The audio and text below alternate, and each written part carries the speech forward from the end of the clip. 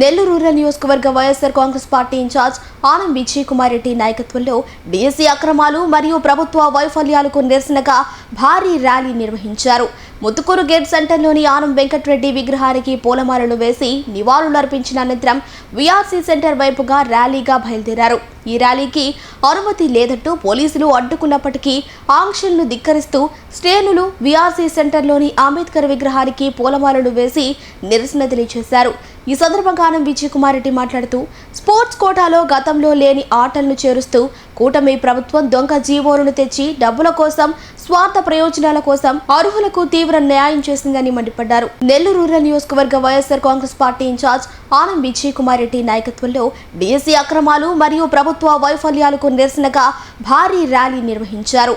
Muthukuru gate సెంటర్లోని Anam Venkatareddy విగ్రహానికి పూలమాలలు వేసి నివాళులర్పించిన అనంతరం వీఆర్సీ సెంటర్ వైపుగా ర్యాలీగా బయలుదేరారు.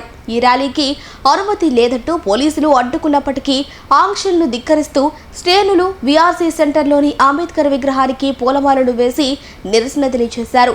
ఈ సందర్భంగా ఆనం విజయ్ కుమార్ రెడ్డి మాట్లాడుతూ స్పోర్ట్స్ కోటాలో గతంలో లేని ఆటలను చేరుస్తూ కూటమి ప్రభుత్వం దొంగ జీవోలను తెచ్చి డబ్బుల కోసం స్వార్థ ప్రయోజనాల కోసం అర్హులకు తీవ్ర న్యాయం చేసిందని మండిపడ్డారు.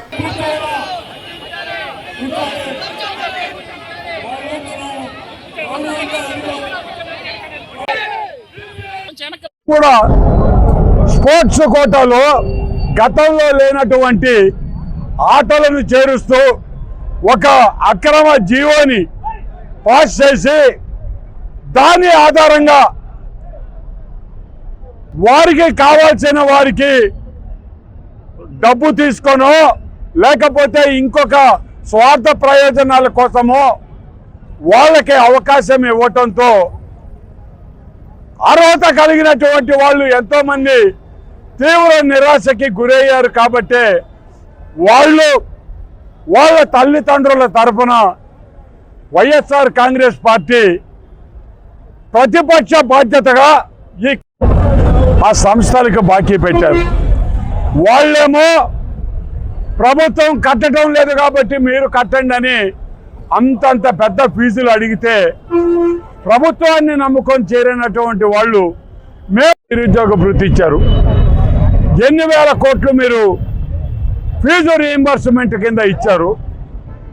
మరి అదేవిధంగా మీరు పాస్ చేసి ఉద్యోగాలు ఇచ్చేసిన తర్వాత ఆ జీవాన్ని మళ్ళీ మేము ఇది రద్దు చేస్తున్నాం, ఈ ఒక్కసారికే అది వచ్చే సంవత్సరం నుంచి మళ్ళీ పాత జీవోనే ఉంటుంది అనటంలో మీ ఆంతర్యం కూడా చెప్పాల్సిన అవసరం ఉందండి. వచ్చే సంవత్సరం నుంచి పాత జీవో అయింది, ఇప్పుడు కొత్త జీవో అయింది. దేనికి ఇచ్చేశారు ఈ పని? మేము అడగటంలో తప్పు లేదండి. ప్రతిపక్షాల వాళ్ళం ఎక్కడైనా పొరపాటు జరిగితే ప్రభుత్వం సరిదిద్దుకుంటుందేమోనని ఆ లోపాన్ని ఎత్తి చూపుతామే తప్ప అంతకు మించినటువంటి కార్యక్రమం ఏది చేసే పరిస్థితి ఉండదు.